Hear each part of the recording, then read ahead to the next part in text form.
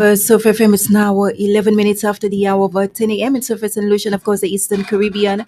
Good morning to you. Welcome inside another broadcast of House Guests for today, Wednesday, the 28th of June, 2023. And of course, it's always a pleasure to have in studio with me the Piton Management Area's manager, Mrs. Joan Hippolyte. Good morning once again to you, and thank you for coming out, especially in this inclement weather. Thank you very much, Kabrina. I appreciate that. It's always a pleasure to be here to share with the public whatever it is that I'm involved in. So this time as PMA manager again. Thank you. Let me first begin by saying we at the PMA office, it's all about creating the awareness. A lot of the times, the person's not fully aware about the operations of the PMA, and as they get up actually to observe the anniversary, I think it's quite fitting that you, as the manager, would actually come in and share with the listening audience just a little about the PMA and what activities are actually planned for this momentous occasion. Thank you very much. Well, this year we will be celebrating the 19th anniversary on Friday the 30th. So it's not on a large scale. We will be celebrating on a bigger scale for the 20th and maybe the 25th anniversary if I'm still around. For this year, we are continuing to heighten the awareness of the World Heritage Site, Soufriere, and the icons, the pitons and the sulfur springs, as what helped us to acquire this prestigious title of a World Heritage Site. Many persons are not even aware of it, and we were able to verify that when we carried out a small survey sometime in April. And even normal persons who meet me on the street and they say to me, "You're the manager of the PMA. What exactly do you do, or where exactly is that? What is it all about?" Because one individual actually just thought it was the inscription site, and an educated person at that. And so the role of the Piton's Management Office is to ensure that these iconic features, which are the two pitons and the sulfur springs, are kept pristine and to maintain the outstanding universal value, which helped St. Lucia and Soufriere to acquire that title. So there are specific guidelines that we are supposed to help share with the public and the persons who own property in these areas so that they do whatever they do within their area, but complying with the guidelines that are set by the LAC study, limited acceptable change study. So that's basically it. Thank you for such detailed information. You indicated that the anniversary will be on a small scale. You care to share what will be taking place? Well, we had the sharing on Let's Connect last evening with Reniata Dusoze. We're doing it again today with you, Cabrina, on House Guest 88.5. And this is just a small level of awareness that we're raising with the public, because sometimes not many persons would listen to, but I know a few persons are listening. We are also hoping to have a summer camp where we will engage young persons, and again to heighten that awareness. When they come to the club, we will take them on tours to some of the, well, not some, the various sites. And within that time frame, when we have the summer camp, they will be given more information about the PMA. It is not only or strictly PMA awareness. There would also be aspects of self-development to, make the camp a lot more exciting. But when they get that information, we are hoping that they will take the information to their colleagues, their friends, their family. So the theme for that camp is our community, our heritage, our livelihood. And what we really want to bring out is the whole idea of the pitons, the sulfur springs, the World Heritage Site. It is being managed by the SRDF. You may not necessarily be directly employed or your relatives, but the spin-off would help with our livelihood because it is something that would, bring in economic activity, economic benefit, and if Sufra is benefiting, St. Lucia is benefiting in whatever way, there will be spin-offs from the income that comes from these sites when people visit them. Yeah. In a previous discussion, you made mention of the PMA Club and how it was open to young persons who are actually interested. Here you are today. I'm asking, how has it been in terms of recruitment? Well, we started, the club was actually launched in April 2020, but we all know that with COVID, persons were on lockdown, curfew, it didn't really get off the ground as it should. So April of this year, we revamped and started again, and a few young persons, including you, Sabine, Cabrina, we're very thankful that you were one of the young adults who were with us trying to get this club going. To date, we have not reached our mark or our goal in terms of numbers, but the interest is growing, and we're hoping that with the summer camp, the interest will grow even further, that the participants will tell their friends about it, how exciting it is to be a member of the club, even if they just attended the camp. We also have a little competition going for persons who have brought in the most members, active members. There will be a prize. We had an activity in April on World Earth Day, where some of the members of the club we went to do the Soleil Levee at Ted Paul. It was a very exciting activity for me. That's my first time, and we're hoping to continue in that vein. Doing interesting activities to encourage young persons to be members of the club. We don't want it to just be an environmental club when persons think of just going out there and picking up garbage, cleaning the beach, cleaning the environment.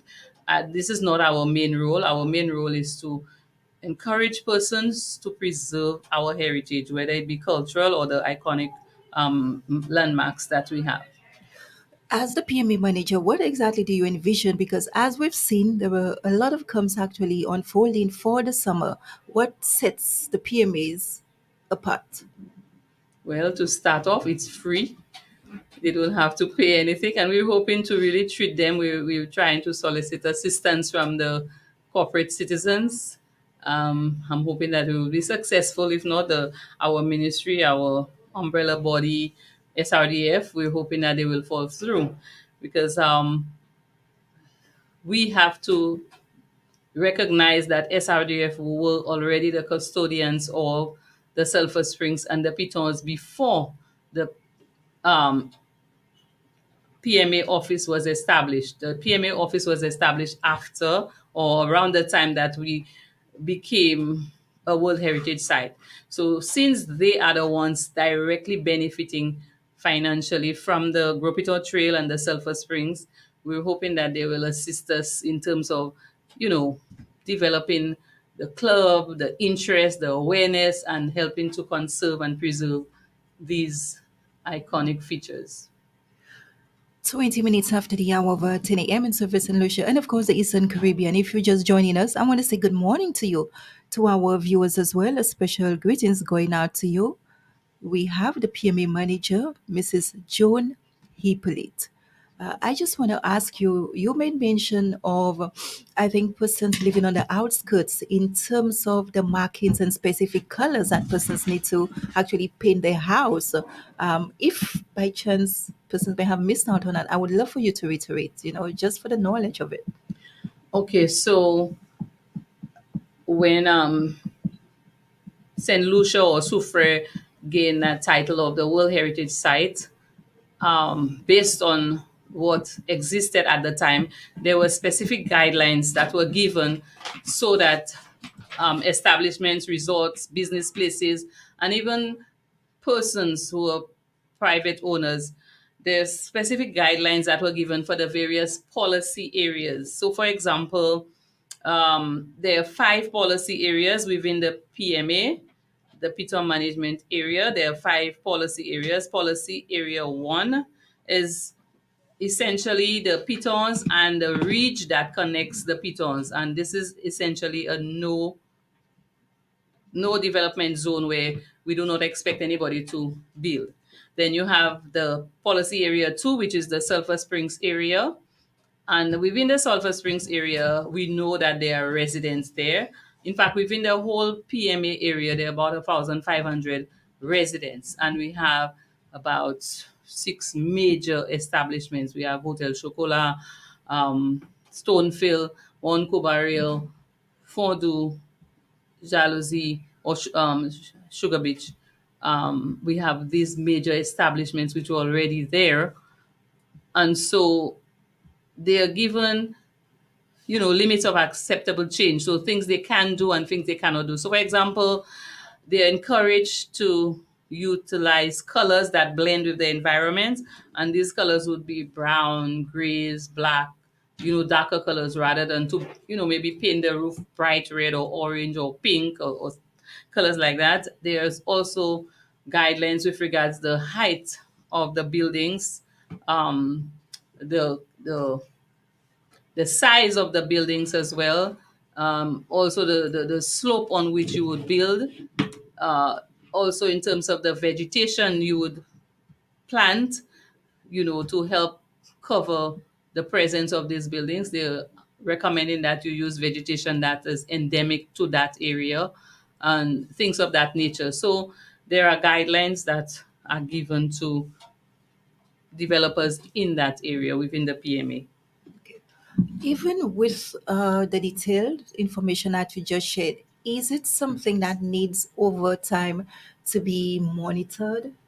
Yes, well, that's exactly what we have to do. We have to keep monitoring because every year we are supposed to do some viewpoint monitoring biannually, every 6 months, and to have a report. And if there's anything that we notice where a particular aspect of the guidelines are not being followed, we are supposed to bring it to the attention of the developer and also to UNESCO. And so every 6 months, we have 20 viewpoints where we go. 11 of them are marine and 9 of them are terrestrial. We have GPS points where you go on the exact spot to take that photo, and we are supposed to compare it with the baseline photo of 2013. And just recently, we had an activity in January. Well, we were due for one this month, or July would be the next time. We noticed that a developer was, utilizing colors that were not complying or in compliance with the policy guidelines. And we had a meeting with them. As to whether they will change it, we don't know, but DCA and the Ministry of Physical Planning is directly responsible for that. So even if we may see it, there's nothing we can do to the developer. It would be left to that ministry. And based on, the level of change, the level of persons or stakeholders departing from what is required, then UNESCO may have a say. They may put us on the endangered list or delist us or maybe take away the title, and we would not want that to happen. Thank you. In a previous conversations as well, in order to create the awareness, you made mention of perhaps having survey sheets that persons can actually fill in. How has that been on the ground? Well, Has it been in effect? we did it in the Easter vacation with the visitors who came because that's about the peak time when visitors would visit, and we had some of our club members and with a young lady who was doing her internship, and they went to various sites. They went to the Sulphur Springs, they went to Torile Waterfall, Diamond Waterfall, and some of the viewpoints to carry out a survey. And based on the survey, well, we were able to get some information which is very useful to us. And one of them was that quite a few of the visitors did not know that it was a World Heritage Site. And so this tells us that we need to improve our web page and our means of, sharing information. And this young lady who was doing the internship, she even suggested that we use a code at the back of our brochures, which we do not have, and it was a brilliant idea. So we will incorporate that. Right now, we're trying to get a program assistant. Well, the function is to help us in that regard, to have media coverage, other forms of, selling or sharing the information about the PMA, doing graphic designs, preparing programs, and sharing this information on Instagram or whatever. We're also having a best photo competition, best photo of the pitons, and also the most unique photo of the pitons. Because as you may very well be aware, most persons take a front photo of the pitons, showing where the two of them are kind of like they look stuck together. So we may have this as the best photo. We'll look at what person submit, and then the most unique might be just about anything, because you can get one from Ted Paul, you can get one from Ladera. I have seen pictures of the Piton as far as Grand Eden Garden in the forest, where persons literally show like they put it pointing their finger at the very top of Petit Piton. So we were looking at having two competitions, one for the best photo and one for the most unique photo. As it stands, is it open now for persons to register? And can you speak to the deadline of that as well? Okay, so the deadline for submission would be the 12th of July. So as of now, anybody who thinks he or she is capable of, submitting the best pick or the most unique pick, they can do that. And our address is Danley Alexander, the corner of Danley Alexander and Victoria Street, or right opposite Miss Sandra's boutique, right in the middle of town. And for persons who basically want to go online to garner as much information as possible, could you speak to your website, to social media pages? Well, I'd have to call on the secretary. Facebook, Well, yes, we Instagram.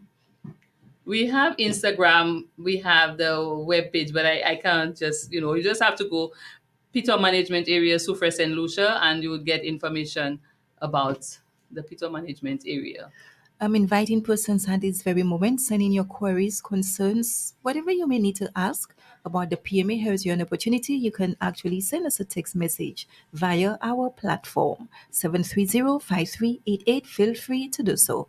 I want to ask as well. We know, yes, it's the Piton Management Area, and also given the fact that we're in the hurricane season as well, what heightened awareness would you just want to put out there for persons?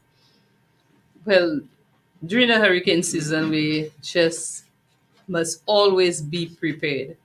Um, I have always been amazed.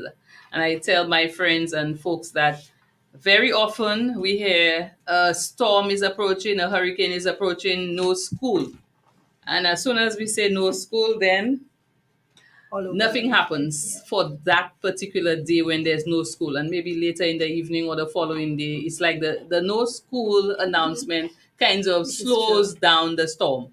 And then when nothing is happening or no major weather system is announced, you just suddenly see lightning, thunder, heavy rains, flooding. So just be prepared. That's what I will say to persons during the hurricane season.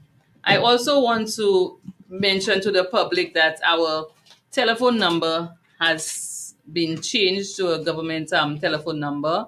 Um, Unlike, well, I think it was 457 or something. It's still on our board, which we need to change, but it's 468 6650 5152.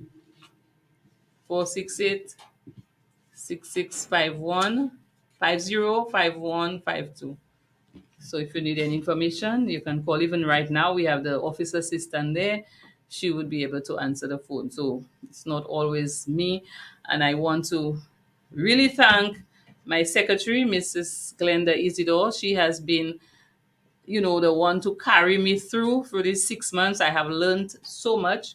When I came in January of this year, I had to hit the ground running to prepare what is called a SOC report, State of Conservation Report, which entails all of what had been done and the reports with regards to viewpoint monitoring and what we found out and what steps have we taken and things of that nature. So she's a wealth of knowledge from inception until now. She's been there employed for the past 17 years from the time the PMA office was established until now. So I Let me really want take to this thank her time, for that. yes, to Yes, say yes. kudos to you, Glenda. Keep up the good work. Um, at this time, I would love to ask how best with anything do you undergo your challenges? Hmm. We Our biggest challenge right now is finance. We are being financed by the Ministry of Sustainable Development, but mainly for salaries and supplies and stuff like that. But in terms of programs, we have a budget, and this is one of the reasons why we try to solicit funds from corporate citizens, and we have already submitted a proposal to SRDF. Now, I know many persons seek financial assistance from SRDF. That's their mission to help, to help Sufre in all aspects, whether it be structural, infrastructural, medical, education, social, sporting. But we have a commitment. We are supposed to preserve the World Heritage Site. And so we're hoping that SRDF can help us in bringing up the awareness and also developing programs where that kind of thing is maintained so that we keep the pitons pristine and beautiful, to maintain that title, and also the sulfur springs.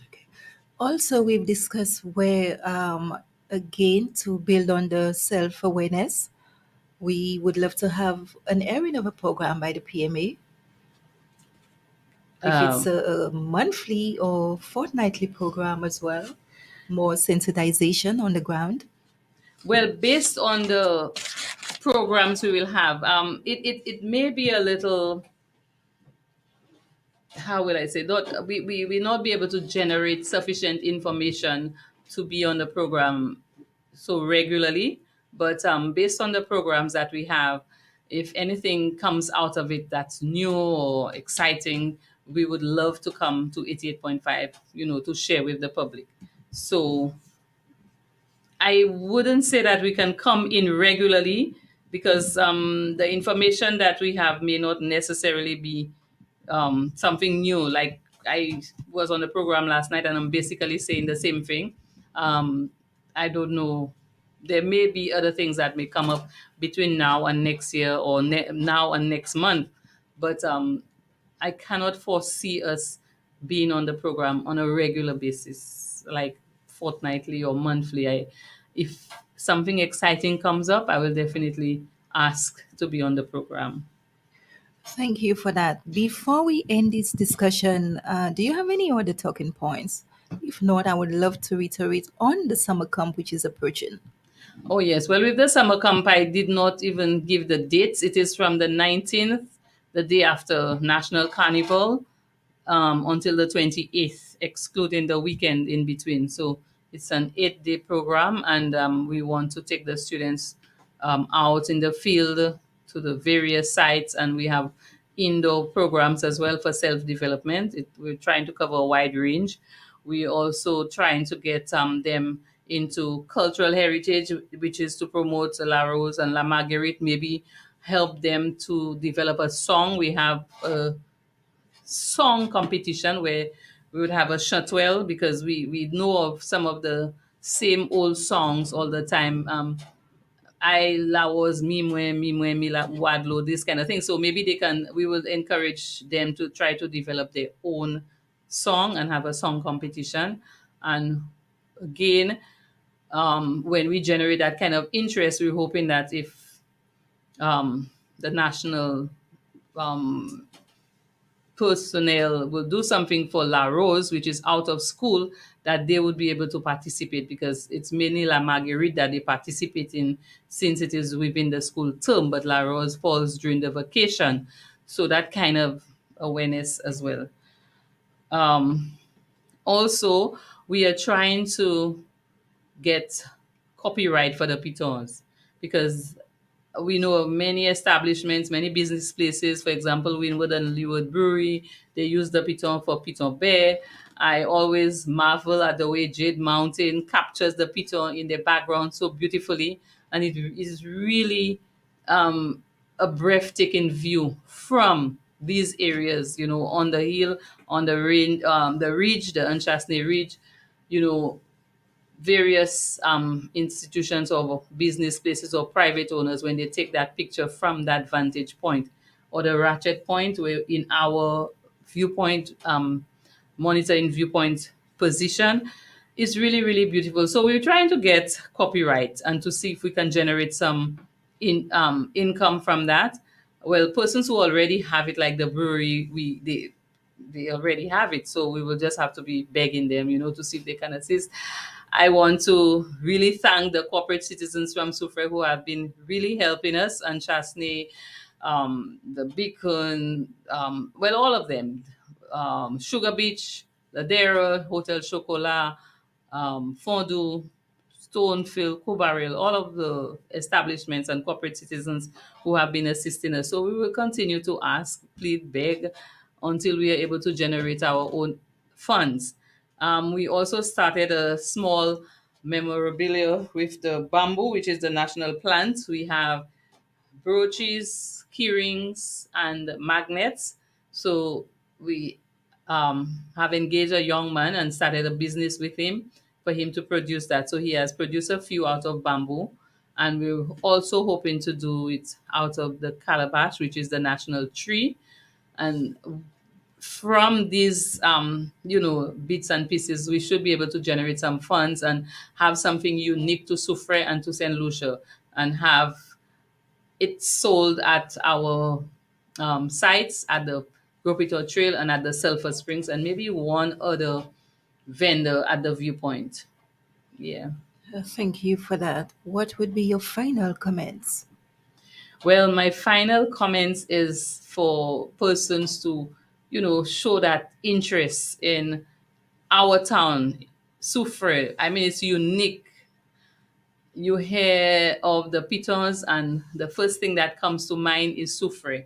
The first thing that comes to mind as well is St. Lucia, and even places in the Caribbean use the pitons as their landmark or their logo, something to associate with. And so we in Soufre, we should be proud. We should feel, really proud to know that we have some iconic features that has gained us the World Heritage Site status. That we have the SRDF, no matter what is happening, that is a foundation that is able to generate income to provide for, you name it, in Soufre, regardless of what we think.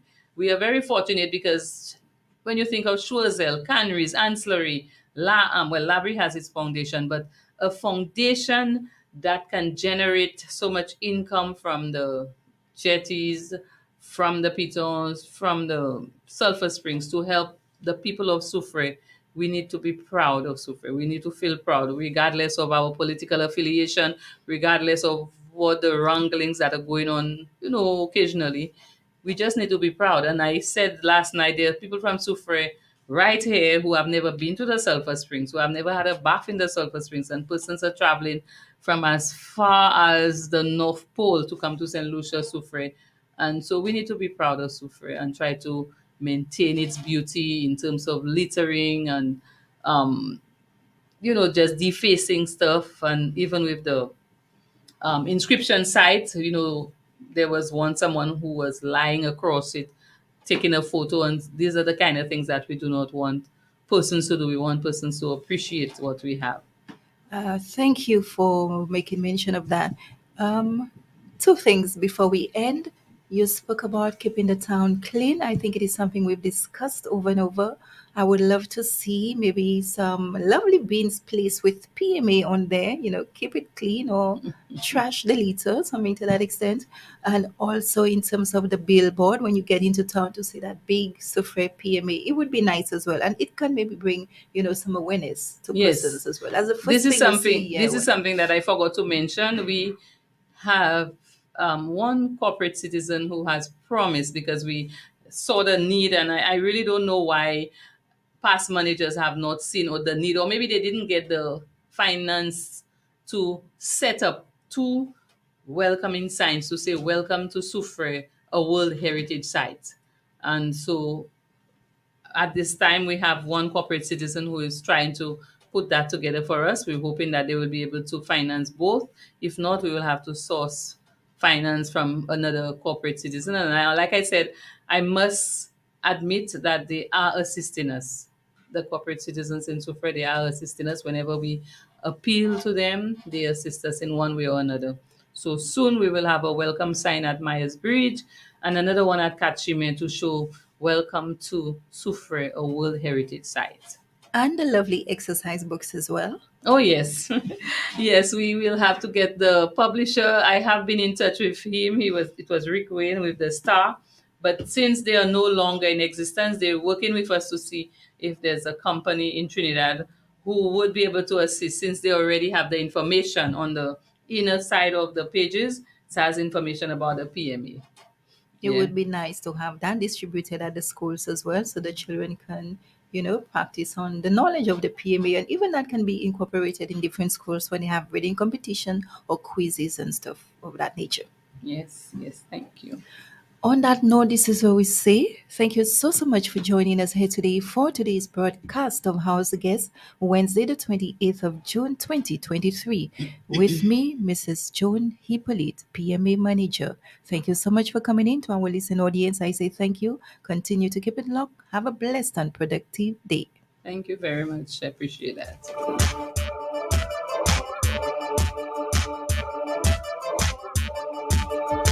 You asked for more live and relevant talk shows, and we heard you. 88.5 Sufra FM presents House Guest, a brand new, fresh fortnightly feature airing on Wednesdays at 10 a.m. House Guest will showcase a cadre of professionals, from doctors and entrepreneurs to the next door friendly neighbor.